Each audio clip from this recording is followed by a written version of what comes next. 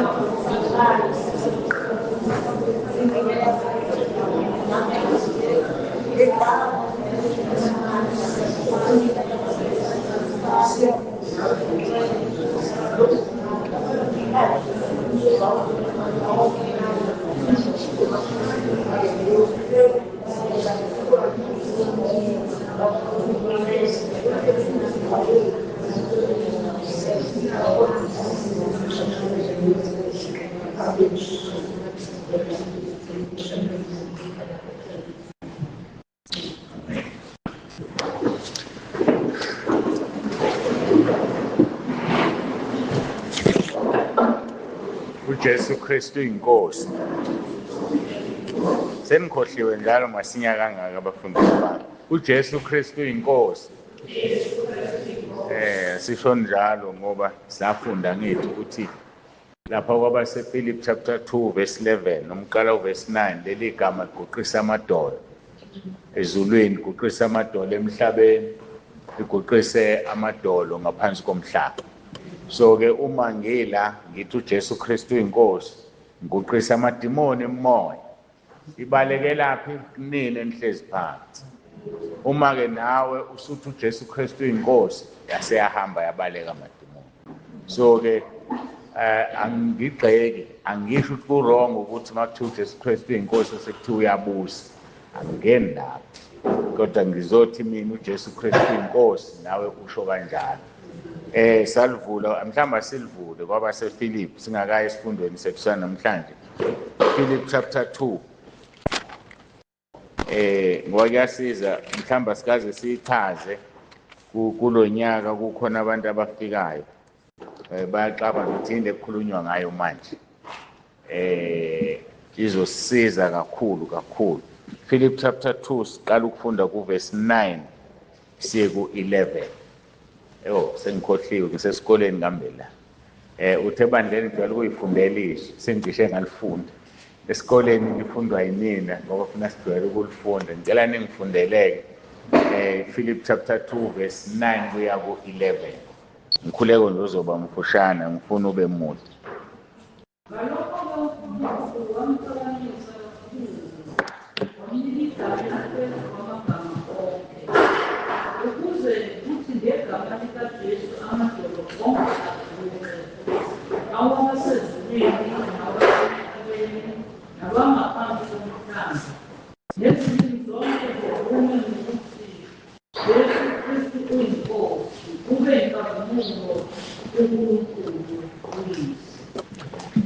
Siyabonga ke bengidlula la isifundo esifushane nje.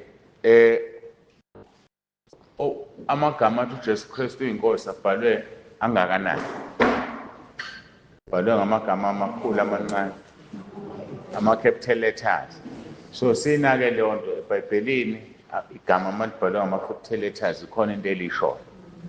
Ngoba wonke amanye i-capital letter mabe lo muntu isekuqaleni kuseqhubeka amagama amancane. So leli gama linamandla. Kuthiwa uma sithi uJesu Kristu inkosi inkazimulo iya kuNkulunkulu. So sidumisa uNkulunkulu uma sithi uJesu Kristu inkosi. So kusemqoka ukuthi uma uthi uJesu Kristu inkosi washo mathathu ungathi uJesu inkosi. ungathi uKristu inkosi kodwa kusho njengoba kubhalwe la ngoba phela thina sinjani senza izwi. Uma senza izwi senza ulizwi uJesu indlela neqiniso. So masenza izwi sivula indlela yethu ezulwini. Number 2, ngaleli gama uma uya kwabase Roma 10 verse 9 asimvule ngoba sisesikoleni siyafunda. Angithanda ukukhuluma ngoba sisekufundeni masila ngithi. So angishumayeli angikho ebandleni. Nami kufuna ngingakhohlwa ngicabanga ukuthi ngiyashumayela kodwa lento njobe iseBhayibhelini eyamabandla onke. Ngingathi mangila nithi ngimele ibandla cha. Eyamabandla onke kufanele sizane nizophuma nefieldini nibhekane nezinkinga ezithize kanti inkinga izixazululeka la izweni. Uthi ke uverse yakho fundeleni kuverse 10 la uverse 9 kwabase Roma 10 verse 9 yangihleka umntwana ngifuna ukufunda mina. Ngoba uma uvuma ngomlomo wakho ukuthi uJesu Kristu uJesu inkosi ukholwa enhliziyweni yakho ukuthi uNkulunkulu ukwamvusa kwabafileyo uyawusindiswa. Ngicela ungifundele noverse 10. Ngokuba umuntu ukholwa ngenhliziyo kube uNkulunkulu ngomlomo uyavuma kube ukusindiswa. Insindiso iphelele kuleli base. Iphelele insindiso. Uma uvuma ngomlomo wakho ukuthi uJesu inkosi, ukholwa enhliziyweni yakho ukuthi uNkulunkulu wamvusa kwabafileyo uyasindiswa. So abantu abasindiswayo sibathandazisa lo mkhuleko. Abantu abaphendukayo masishumayela njengabefundisi. Umthandazisa izwi, umtshela ukuthi lithini likuphi. Ngoba manganibuza nje manje ngithi mhla umukela uJesu mhla usindiswa wakuthandazisa wathini umfundisi bambalwa bangangitshela ngoba siyakhohlwa sekukudala. Kodwa uma umuntu umtshela ngikuthandazisa uRoma 10 verse 9 noma umkhuleke ngeke esawukhumbula mhla umukela uJesu wathini ngathandaza uRoma 10 verse 9 uyangena uyahlala engqondweni. So ke njengabefundisi ke sithunywa uNkulunkulu ilona verse lokuvuma uJesu leli. Isele iproof yalokho iselelesi zazi u2 esiphambanweni sithi esinye uma unguKristu yehla esiphambanweni usehlise nathi.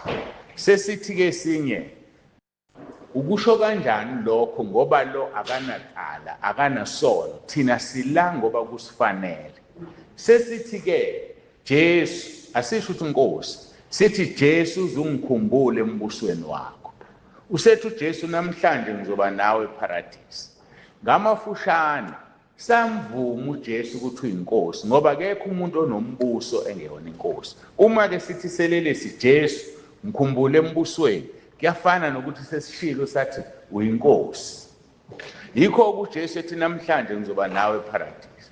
So ke ngamanye amagama masithi uJesu Kristu uyinkosi sesidlulile egoqiseni amadimoni. Uyasindiswa iminithi neminithi uthi uJesu Kristu inkosi. Engikholwa ukuthi phakathi kwethu asazi sizofanele. Kuzokwenzeka ngihlangane nawe baba sibingelelane mina sengabingelelana ukuthi uJesu Kristu inkosi. Sithi masihlukana ngivele ngishayiswe imoto ngezulwini ngoba ngiqeda ukwenzani ukuvuma uJesu. So ipowerful lento njengoba ebhalwe kanjena lamagama siwahlonipha ipowerful. Ngiphinde ngigcizelele masila esikoleni asizile ukuzofa ama-doctrine ebandla. Angikhulumi ngebandla, ngikhuluma ngezwi elizosiza sonke. So uma uyijwayela lento ukuthi uJesu Kristu inkosi awazi zofanele. Kodwa usuwenze into ezokuthatha ikufaka ezulwini. Noma ngabe izono zakhe awuzivumile njengoba uJesu wathi namhlanje ngizoba nawe eparadise. So ngiyafisa siyibuke lento ngokamoya sibuke ngezwi wazi ukuthi amagama athi uJesu Kristu inkosi powerful kangakanani. Ngisho ukhipha idemon leli sijwayele ukuthi sithi ngegama lika Jesu Kristu waseNazaretha. Kodwa make wathi phezulu kwalo mzimba uJesu Kristu inkosi liphuma manje alikhuluma lixoxe liyasha ngoba leli gama liyashisa. Ngoba ushaya inyoni embili ngetshelo sathi ukuthi uJesu Kristu inkosi inkazimulo yakuNkulunkulu Baba. Usubathinte bobabili same time ngamagama amathathu.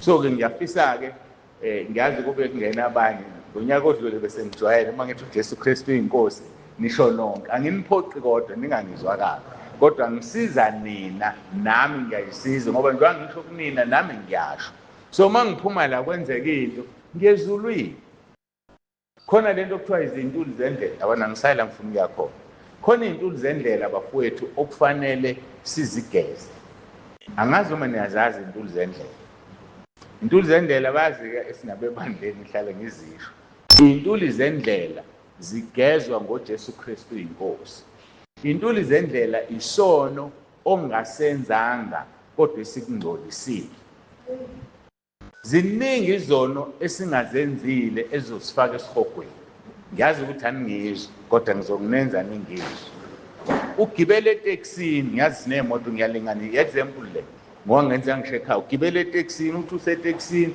bavele babonana abantu bazondana bathuwane ngenhlamba babizane phansi kweketi zoma wabo bese uthi wena enhlizweni ingeke kusho kimi kanje ngabe singamshaya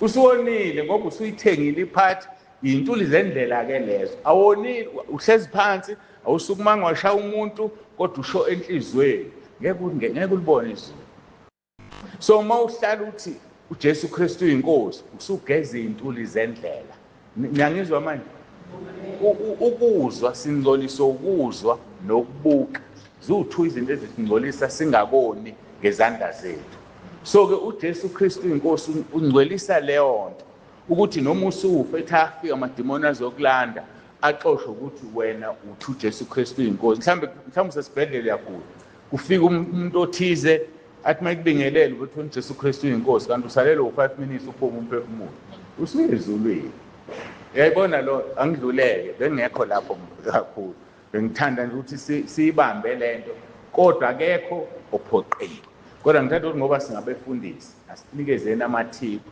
azosenza sisebenze kahle efieldini ngoba nami ayangisiza ngithe mangithandaza ngiyengithandazeke inkosi ngizothini namhlanje emkhulekweni wokuvuka la ngiphendula izwi nginaleyo ntantake bafowethu ningangikhwirishe kakhulu yokuxoxa ngevoice noNkulunkulu ngoba vele mina mhla engibiza ngabizwa ivoice angishunyayizwanga angizange ngiphenduke ebandleni kwafika ivoice ebusuku yathi ngakhela ibandla lami ungagijimisa imali ngegama lami mina Jesu so kune-introduction lapho kune-instruction ngatshelwa izinto eziwu-4 mhlawumbe angizisho ngize ngathanda ukuzisho kodwa ake ngizisho namhlanje ngidluleke ngiyakulesi sihloko engithi siphendulwe ngevoice kwathiwa bafundisa ukuthi number 1 ungagijimi yakha ngakhela ibandla lami ungagijimisa imali ngegama lami mina Jesu number 2 angabibikho umuntu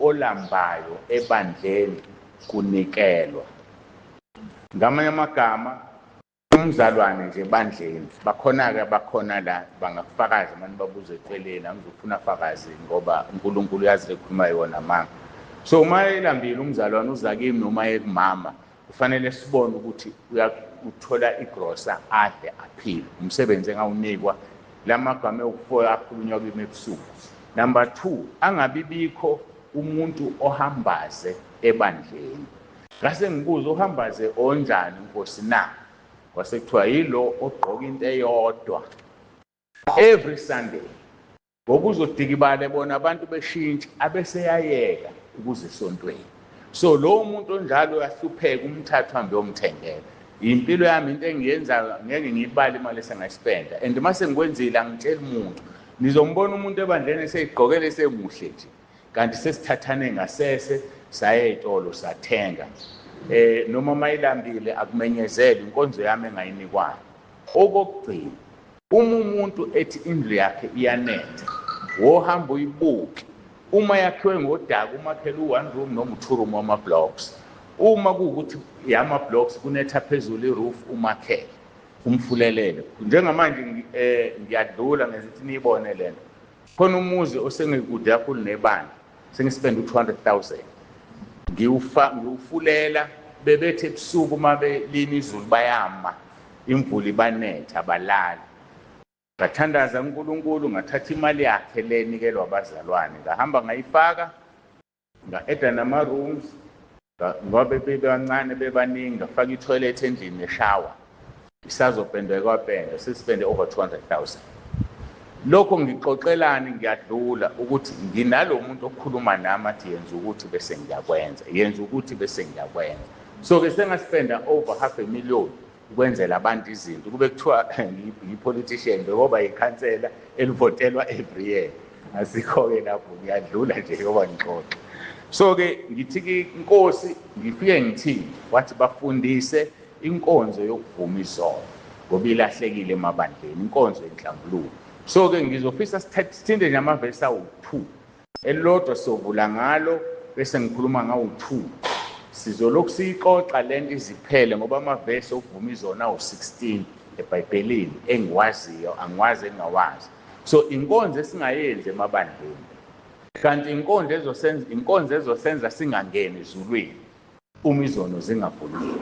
So ke nina ningabefundisi uma uNkulunkulu ethi angimtshele kufuneka ngimtshele ngoba uyazi ukuthi obani afuna ukubasebenzisa bayiqhube lapho bekhona. Abanye bethu abalapha babizwe ukuthi bengaphathwa njengami nje ngathi mangibiza uNkulunkulu ngazisise ebandleni elithize for 8 months. Mase kuphela 8 months lapho izwe likhuluma nami lathi ngithe ngakhela ibandla lami angisho ukuthi ngena phansi komuntu angifuni wena uphathwe funa uphathwe yimina engathi mangithuma umuntu uzotshela ibishop lakho. Hayi-ke ngase ngithi inkosi ngiphuma kanjani akangiphendulanga kodwa iphelanga leyo nyanga wakuworka out saphuma sahlukana kahle sanikana isibusiso ngokuqala komsebenzi wakhe. So ke phakathi kwethu la khona okungafanele baseve kwabanye abantu kodwa bazazi uyotshela uNkulunkulu phakathi kwethu khona ufanele baseve. So uma ufanele useve shine where you are. Into esifundayo uma uyibona ukuthi into yakuphilisa yenze ebandleni lakho. Uma uNkulunkulu ekubiza ukuthi uzimele kulungile zimele yenze. Kodwa ke angidluleke lapho bengichaza nje kuthiwe ke asifundisane ngenhlambuluko ukuvuma izono ngoba izono azivunywa emabandleni inkonzo evalwe uSathane ivalile ngethaqa. Sonke sithini hayi uJesu wasifela esiphambanweni hayi ngisindisiwe izono zami zithethelele. Ukuthethelela yini ukuthethelela? Uma ngingazwananga nawe ngiyayithola intethelelo kuwe ngingezange ukuzoxolisa. Iyatholakala ungangixolela wena njengomzalwane ungafuni uba negqoko ukuthi angiyamxolela kodwa iqiniso lithi mina ukuze ngixolelwe ufuna ngizocela uxolo.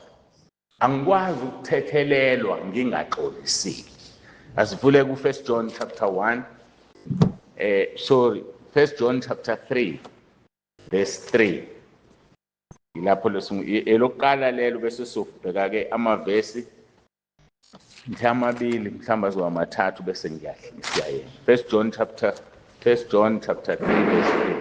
3 ngilahle nanti sengangifundela othola 1 John chapter 3 verse 3.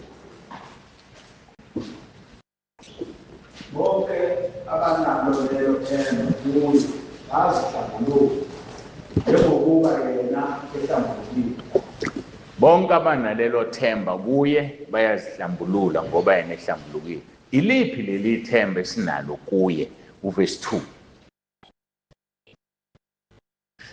Cela ungifundele uverse 2. Bathandekayo manje singabantwana bakaNkulunkulu kepha akubabonakali esiyabona. Siyazi ukuthi ma ebonakaliswa siyakuba njengaye ngokuba siyakumbona njengokuba engane. Siyabonga. So ithemba esinalo ukuthi ma ebonakaliswa siyoba njengaye. So uma ufuna ukuba njengaye zihlambulule kuye ngoba yena uhlambulukile. That's the bottom line. So asikwazi ukufana naye singahlambulukile. Kodwa kufanele sifane naye ukuze sihlambuluke. So it's akubangwa ukuthi singabantwana bakaNkulunkulu. Iqala kanjalo ukuthi singabantwana bakaNkulunkulu. But ebuntwaneni bethu bukaNkulunkulu ngeke sifane naye singahlambulukile. So kusho ukuthi akubangwa ukuthi sonke sisindisiwe. Into esemqoka ekusindisweni kwakho uhlambulukile yini? Ngoba uma ungahlambulukile ngeke ufane naye. Ukufana naye ke akuqali la. ukufana naye kwenzeka singakabibikho la, umhlaba ungakasekelwa, safana naye. Yaze ngathi izoshuba lento, ngathi ngithi amavesi amabili wazuka amabili. Vula uRoma chapter 8. Ukufana naye aqali la, singcoliswe izono kwaphela ukufana naye, kodwa sasifana naye umhlaba ungakabibikho. Ijulile ke le umpostoli wami lapho usezowabambelela la. Roma chapter 8 asiqala ukufunda uverse 29. Sizomyeka, ngiyamthanda u28 kodwa ke ake simyeke ngamabomu ufundele uverse 29.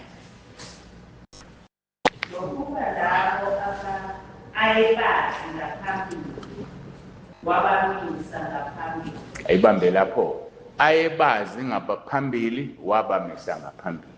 Ayebazi ngaphambili uJeremiah 1 verse 5 ethi ngingakakuboni ngakwazi. So ayebazi ngaphambili wabamisa ngaphambili. Qhubeka. Bafane nesimo sendodana yakhe. Ayibambe. Bamiswe ngaphambili bafane nesimo sendodana. So safana nendodana umhlaba ungekho. Safana nendodana umhlaba ungekho. Wasithatha wasimisa wasiphanisa nendodana. Qhubeka. Ukuze yona ibe izibulo phakathi kwabazalwane abaningi. Ibambe lapho. Yini izibulo? Izibulo ingane yokuqala ekhaya ngithi. So ngeke mina ngibe izibulo lakwaDlamini ngoba ngowakwaNsibande. Kufanele ngibe owakwaDlamini ukuze ngibe izibulo kwaDlamini. So uJesu lithi iBhayibheli indodana kaNkulunkulu ezelwe yodwa. Ukuze ibe izibulo kufanele ibe nabafowabo nodadewabo okuyithina abantwana bakaNkulunkulu. So uthema isibiza wasinika isimo sendodana ukuze ibe izibulo ngoba ikwazi uba izibulo iyodwa.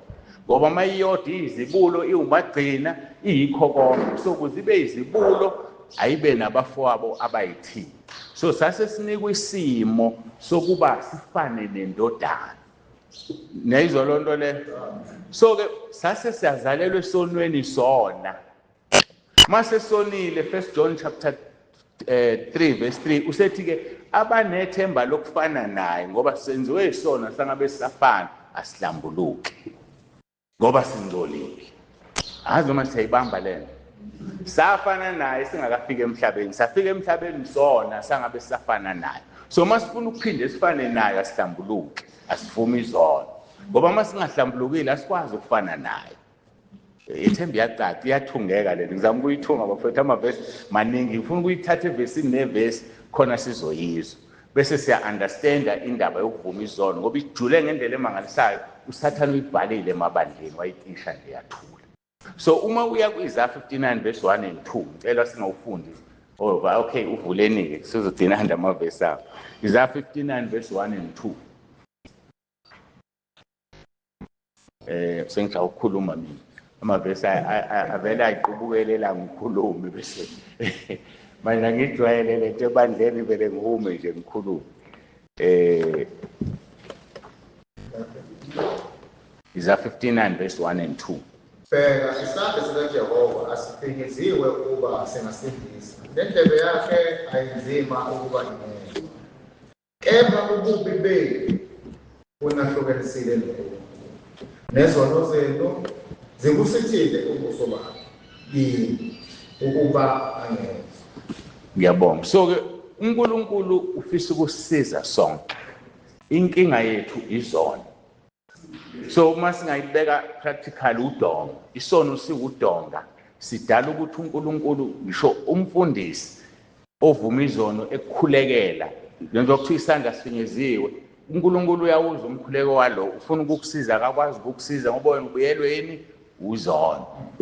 Uma ukhumbula uJesu njalo mayekhulekela umuntu emsindisi wayiqala ngokuthi uthethelelwe izono, udiliza udonga ukuze umuntu enze njani asinde. So malingadilizi udonga umuntu akasinde. Yiyo ke lento le ngayifundiswa ke mina before ngikhulekele noma ubani ngimthandazisa uRoma 10 verse 9 ngidiliza udonga temporarily khona lo mkhuleko wami sengizowenza kuye ezosinda. Simple as that. uPaul ikhulumile-ke kuTimotheyu ngisayikhumbula ichapter verse 22 wasingayo lapho wathi ungasheshi ubeke izandla kumuntu uzohlanganyela izono.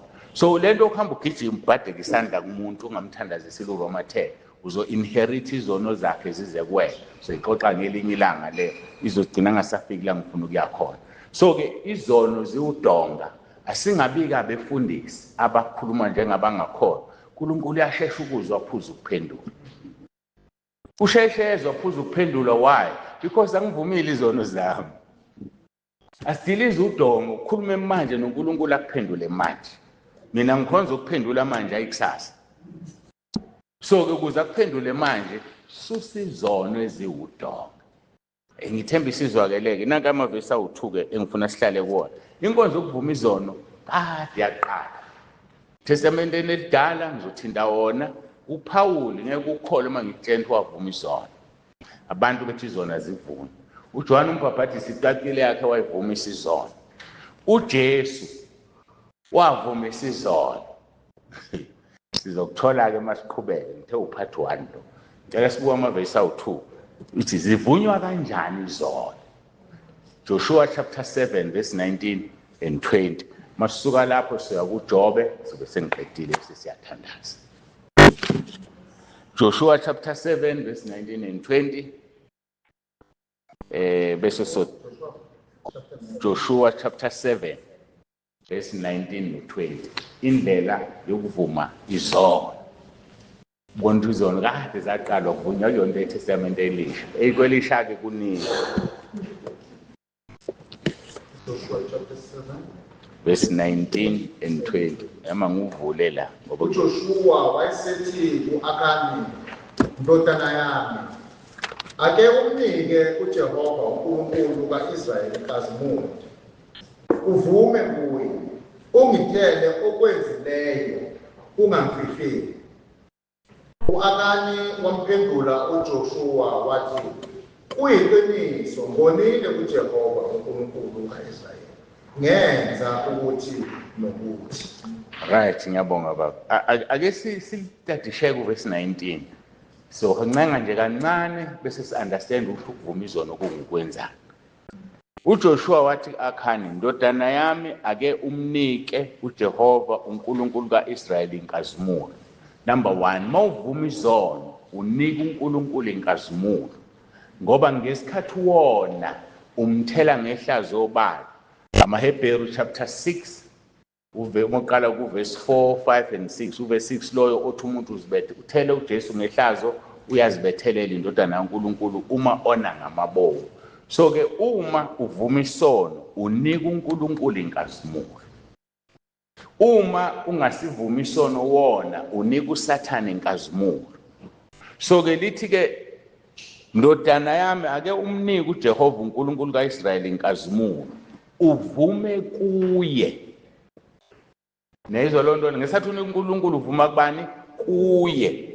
Ungitshele. Uvuma uNkulunkulu kodwa utshela uJoshua. Ungitshele okwenzileyo ungangifihleli. In other words, uJoshua ubambela uNkulunkulu la. Yindaba kufanele uAkhani atshela uJoshua ngoba uAkhani ubiyele ngodonga. Mawuyovuma isono ekamelweni ngeke lokuphendula udonga, ngeke lusho lutho. Hamba kuJoshua umtshe awubuso uyamsusa engqondweni awuvumi kuJoshua uvuma uNkulunkulu kodwa utshela uJoshua. Ukuze uJoshua akukhulekele, uJoshua akucelela uxolo. Mawuphuma lapho usiyazikhulumela noNkulunkulu ngoba udonga lunjani usulidelizile. Siyahambisana kodwa. Asiye ku verse 20. uAkhani wamphendula uJoshua wathi kuyiqiniso ngonile kuJehova uNkulunkulu kaIsrayeli ngenza ukuthi nokuthi. So mawusuvuma isono usisho njengoba usenzile ngenza ukuthi nokuthi. Ngamanye amagama uzigroup izono. Ake ngilinganise ukuthini ugroup izono. Ngantshontshumbili eplazini. Ugroupa lo. Ngesithi umuntu othize wakhulela eplazini mawusuzivuma isono siyazichaza hayi ngantshontshumbili eplazini. ngangiyingane mhlambe ngino 15 years sakhula sihlupheke ekhaya sakhe eplazini sasiphuma ebusuku nabazali noma nomama noma nobaba siyokhumbila eplazini sibuye subeke la siupheke sithola ukudla esizokudla mase ukhesa wamningi ngiyahamba mina ngohlala emgwaqeni esitolo ngidayisela emgwaqeni ngidayisa umbila ukuze siphile ekhaya sivunywa njalo kisona uthi ngantshontsha umbila eplazini usisho njengoba wasenza uyasixoxa lento engixoxa ngikhuluma into ekhona eyenzakalayo and uma uwumfundisi ovuma isizono akekho umfundisi oshumayela njengawe why ngoba izono ziyakutraina ukuthi ushumayela kanjani ukuze uthinte abantu uthinta izono zabo zaziyo hayi ukhuluma ngesono somuntu awukhuluma ngesono somuntu mina wangitshela uJesu wathi mangikhuluma ngesono somuntu uyosithatha sinamathisele kimi amxolele lo waya oze kimi ngoba efuna ukuvuma isono mina mase ngishumayela ngaso sokwesami but uyakwazi ukushumayela ungalokho uthi umuntu wangikhuluma ngalento ngikhuluma ngento engayizikhulunywa umuntu evuma isono kodwa uyayizwa ukuthi sengifundisa ngayo iyachaza ukuthi isono sivunywa kanjani ngokobuntu babehluphekile laba bantu bengazi bazophila kanjani mabentshontsha umbila bayaziphilisa kodwa kugcinela isono leso isono sivunywa ngokusixoxa so ukuthi uJoshua ke ngitshela ukuthi wenzeni usasho ukukhanya yenze ukuthi nokuthi nokuthi so mawuvuma isono sibeka nje mbaba njengoba sinjani ukuze wenjani uthethelele mhlawumbe uchaza ngenilanga ukuthi mawungasibekanga kwenzakalani sengijahe kuverse number 2 bese siyavala sivula uJob 42 soqala kuverse 7 awukho umbuzo la ngoAkhani ngoJoshua ngithi sesizwile kaJoshua asiye kuJob 42 verse 7 bese ke siyathandaza siphele isifundo sakho part 1 ngelilanga ke sokuqhubeka ke no part 2 ukhona osevulile ngizofunda uverse 7 siye ku10 maninganyana nje ukuthi khonto efihlakelela ufuna siyambule Joshua 42 verse 7 to 10 wathi lapho uJehova esikhulumile nalawo mazwi uJehova uJehova wathi uElifazi umThemani intukuthelo yami iyakuthela wena nabangane ababili ngokuba nikhulumanga okulungileyo ngami njengenceku yami uJehova akubambe lapho so ke la uNkulunkulu ukhuluma nalabangani mawuyifunda yonke kaJobe kunabangani bakaJobe beza bezomgxeka bethi ngoba unje ushaya uNkulunkulu wena wonile nani siyasho kuNkulunkulu ukuthi ke yena intukuthelo yakhe ivuthela abangani bakaJobe uzobatshela ukuthi hambani ke nenze 1 2 no 3 qhubeka ke baba verse 8 alokho sithatheleni izinkunzi eziyisikhombisa nezinqama eziyisikhombisa niye encekwini yami uJehova nizinikele ngazo zibe umnikelo wokushiswa uJobe inceku yami iyawulekhulukela ngokuba uma ngivuma ubuso bakhe angiwukwenza yini njengokukhulwa benu lo ningakhulumanga okulungileyo ngami njengenceku yami uJehova bambeke so ke thathani inkunzi eziwu7 niye kuJobe uJobe anikhulekele ngoba mina nginithukuthelele ngizovuma ubuso bukaJobe bese ngingenzi njengokunithukuthelela kwami that's the main reason why kufanele ngithola umuntu ovuma izono zakhe ozongikhulekela ngoba uNkulunkulu uzovuma ubuso bakhe axolele isono sami simple as that hayi ekamelweni hayi kuphi ngiya kumuntu ovuma izono zakhe ozongicelela uxolo ngoba mina uNkulunkulu ungithukuthelela ngenxa yakhe evuma ubuso bakhe uzongithethelela nami niyayibona icacile kodwa uSathane uyifihle wayiqede emabandeni ayenziwa lento asiye kuverse 9 asebehamba uElifazi umThemani noBhildadi umShuhi noSofari umNahama benza njengokukhuluma kukaJehova uJehova wavuma ubuso bukaJobe. Verse 10. uJehova wambuyisa uJobe ekuhluphekeni lapho ekhulekela abangane bakhe wenezela kukho konke uJobe ayenakho ngokukuphinda kabili. Nansi-ke imfihlo esizilahlekisela yona njengabaholi, njengabefundisi. uNkulunkulu wambuyisa uJobe ekuhluphekeni ngesikhathi ekhulekela abangane. Whenever ukhulekela umuntu ovuma isono, uNkulunkulu uqala ngawe akubusise, abuyise izinto zakhe ezilahlekile, ngoba usuwenzeni wena, usubuyisa isoni ebesidukile. Simple as that. Uyifihlile lento uSathane, abefundisi ilungelo labo ukuvumisa izono, but ukuze umfundisi avumisa izono akaqale yena, ngoba uma engazivumile lezi umkhuleko wakho ukhulekela lo muntu awuye ezulwini. So lezi izono ukuze kuwe kholwa zinamathela kuwe, izono zomuntu plaze zakho, vume zakho, ube sesimweni sokuvumisa abantu, uNkulunkulu aqale ngawe akubusise before aye kulo muntu omkhulekelayo. Simple as that. Icacile nje indaba ukuvuma izono avelula, kodwa ifihlile uSathane. Loba ngitshela nje sisazoqhubeka ukubona uPaul evuma izono, ubone nabanye bevuma izono, kufihlakele akubonakala, kodwa kukhona eBhayibhelini icacile, 16 amavesi. Hayi sesingakhule ngingakhule khona umbuzo nje ukhona, bese siyayivala indaba yethu. So iqhubeka ngeke ngisho ukuthi nini, ngoba ngelanga makufika ubaba oqhubekayo siyagoba sonke.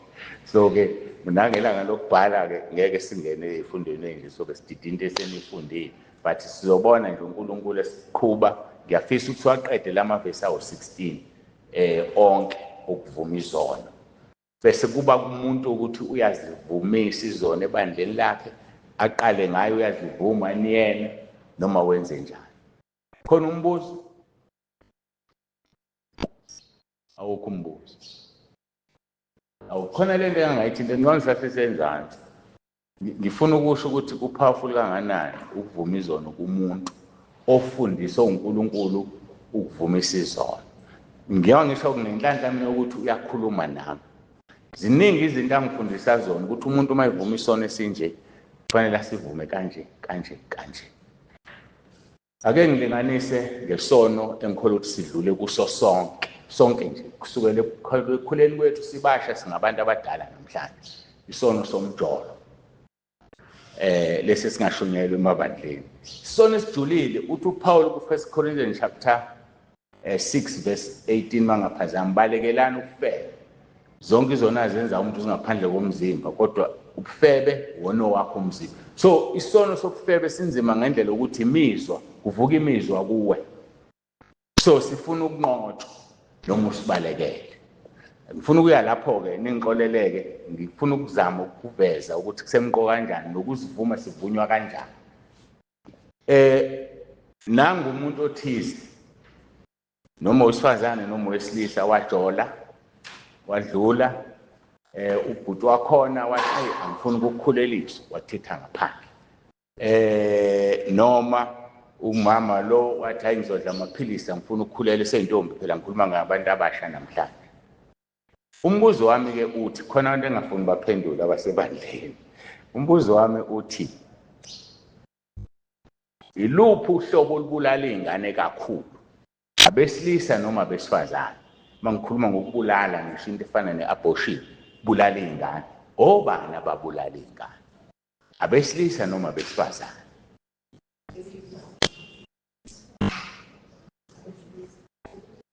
Usegroupini wena, usekhalezwi lo, nakho kasidluli.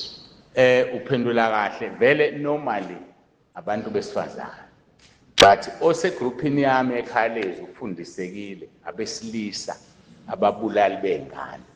Asivula uGenesis 38 siqale kuverse 6 siye ku10, bese ngifundisa ukuthi sivunywa kanjani lesi sono. Baningi abantu bazibona bemsulwa kanti banedumbo ngaphandle inqwaba. Genesis 38 verse 6 ya 10. Yonke into engisho ngoyibheka ngezwi, nikwazi lokho. Angisho into engekho ezweni, ngafundisa uNkulunkulu mayesengibizile ziningi izinto engifundisa zona ngibalele lezi zokuqala bathi ngayishumayela into engekho ezweni so angishumayela into engekho ezweni ngiyalinganisa ngiyalento ukuthi kuthiwa icoke ayilungile uJesu akayifuni icoke mina bekazi akujeti icoke akayifuni so ngishithi into enjalo kangishumayeli nje baphikisa abasho kodwa nginenhlanhla ukuthi mina uyakhuluma nami bengakangitsheli ukuthi icoke ayilungile hayi ukuthi ngiumphuzi wayo cha ngiyaxoxa nje ukuthi ngeke ngishumayele epulpit into engekho la ngoba ngibalekela ukuchallengewa athi umuntu welento obuyikhuluma ke baba Mtsibande uyithatha ufuna ngiyivulele ngikunike asiqale ke verse 6 kuya ku verse 10 bese ngiyawuchaza uJuda wamthathela uEri isibulo lakhe umfazi ogama lakhe linguThamari uEri isibulo likaJuda wayemubi emehlweni kaJehova uJehova wambulala asikake sikhona uzobalula singafundi isiqede so ke kwaJuda Monano uAbraham wathumela inceke yakhe ufunela uIsaka umfazi cela usebenzisa lelo gama wathi eBhayibhelini khona kuzobalula mayise umfune so ngome amagama ubaba ufunela inkosana yakhe inkosikazi ukhwela uyifuna yena ngqo noma uyathumela ngoba inkosana izomisa ifa izomisa isibongo izomisa yonke nje into njengoba kusoka Abraham kuya kuIsaka kuze kofike njengo noDavide uJesu ethi ngiyinzalo kaDavide uyathi ngiyimpande ngoba uNkulunkulu kaDavide lo wadala oyena so uyimpande nenzalo kaDavide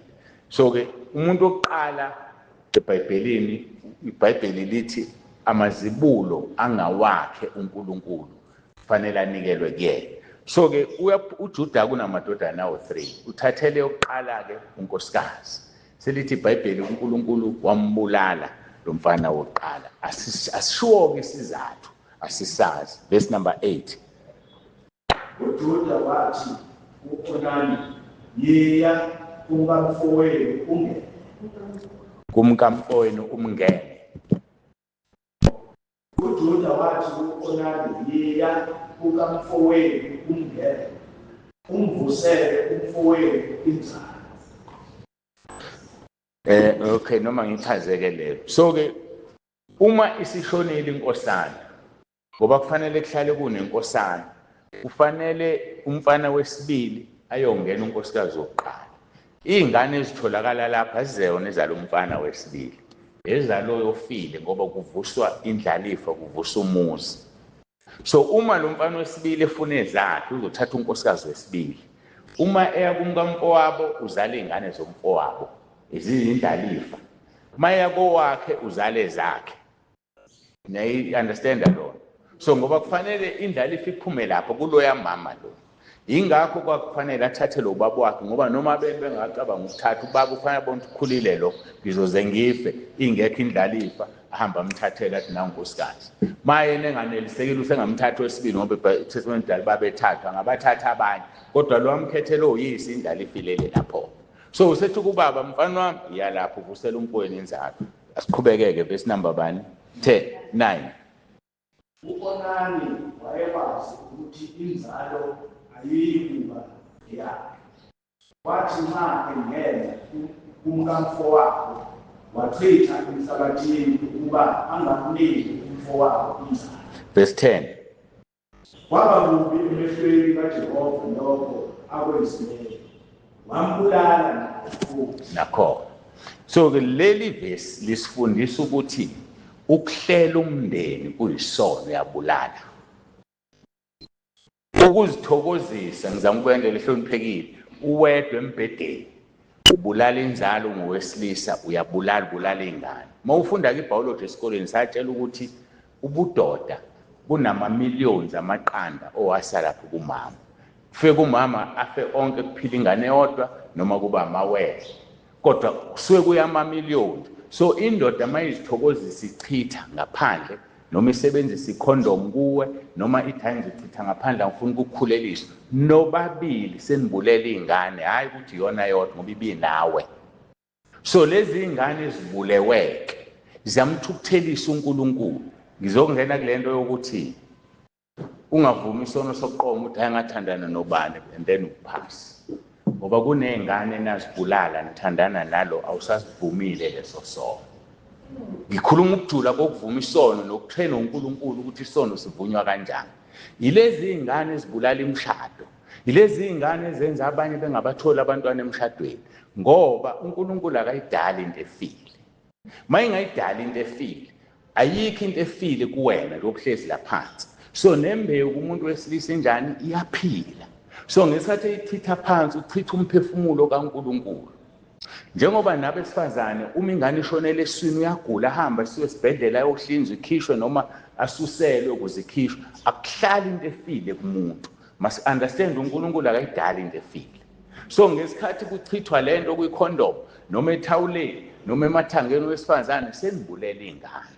Lezi ingane mawusiyoshada izona ezilwayo, ithi ingane ezendoda kade ihamba ijola yenza konke, zithi ubaba umkhize ube wathandana noma ulendini wangichitha ethawuleni. Ithenye ubaba umkhize mina wathandana nosibanibani wangichitha kwikhondom. Ngizoke ngibone bese shadile umshado kusowenza ongalungi. Noma lezi ingane azoyithola lapho ngoba thina sivunyelwa ngokuphila sizozenza zidla ama-drugs. So umshado uyaxoveka kuba yonke lento ngenxa yempilo esiphile sibasha. Nowesifazane uza nequlo lakhe khona ezithi umama walala nobaba usibanibani bangichitha kwikhondom bangichitha ethawuleni. Ngizoke ngibone ubumama mina ngiphanga ukuphila uzoyithola nengane. So lezi ingane they are ganging against your marriage in whatever way. So ngaphandle kokuthi usivume isono zilwa nawe. And uyakholwa wena kuhle kumnandi awuyi wena ngeke uye ezulwini uzovinjwa izingane owazibulalayo ngoba zila emkhathini. Awuwazi uqhamusa ezulwini wena izingane zisihogweni. Angizongena lelo vesi ningikhumbuze ngokuzayo ukuthi why ngithi izingane zisihogweni ngoba ngizothi ayinasono ngizokukhombisa kula izulwini konke lo. So ke kufanele mawuvuma isono bengifuna ukuchaza uvuma isono. Ngathandana nosibanibani ngahlela umndeni ngajova.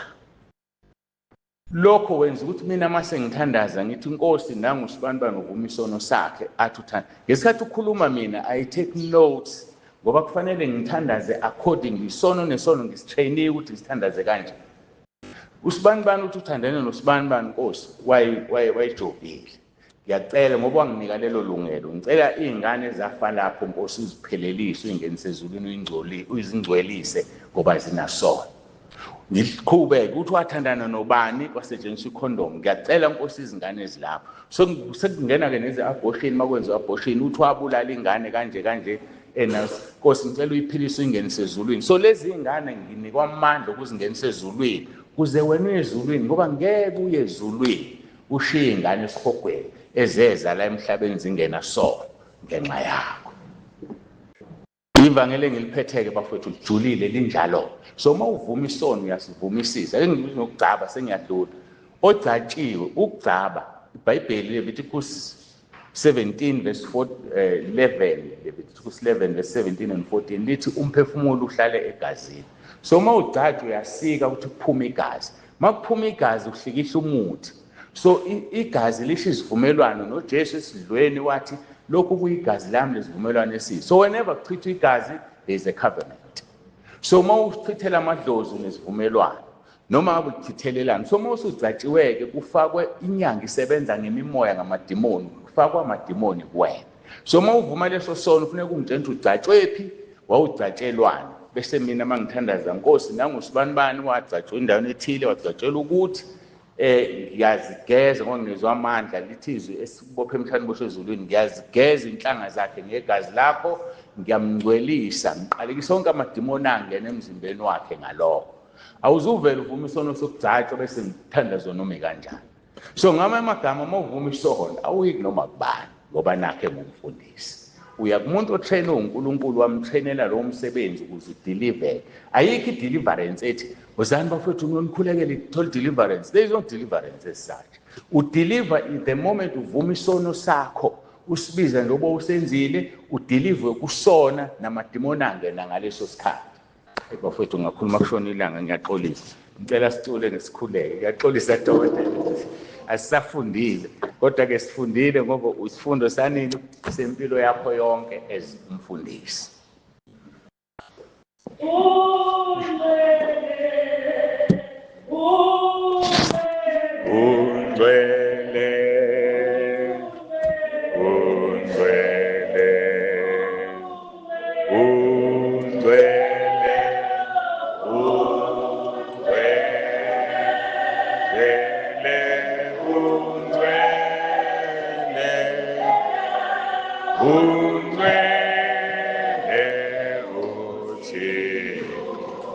Elukuthandaza ke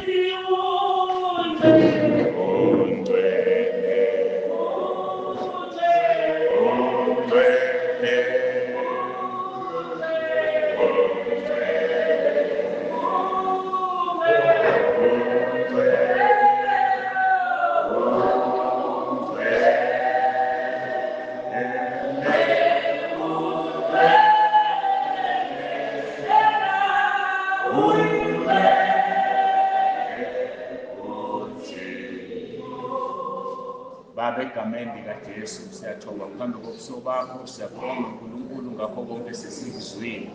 Sengikwenzile Nkosi obungithume khona. Ngiyacela ngithandaze ukuba abantwana bakho Nkosi bazithathele bona isinqumo bezwe lokho kufanele bakwenze, balalele wena bangalaleli umuntu. Ngenelela-ke Nkosi sesizofunda manje, makungena enhlizweni zethu sizokufunda. Ngenelela Nkosi ngegama leNkosi uJesu Kristu ophilayo.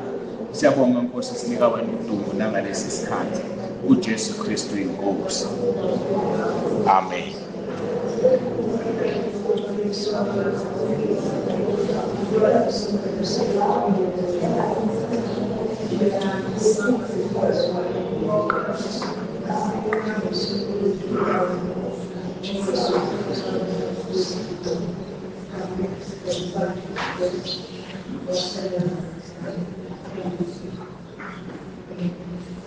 Amen.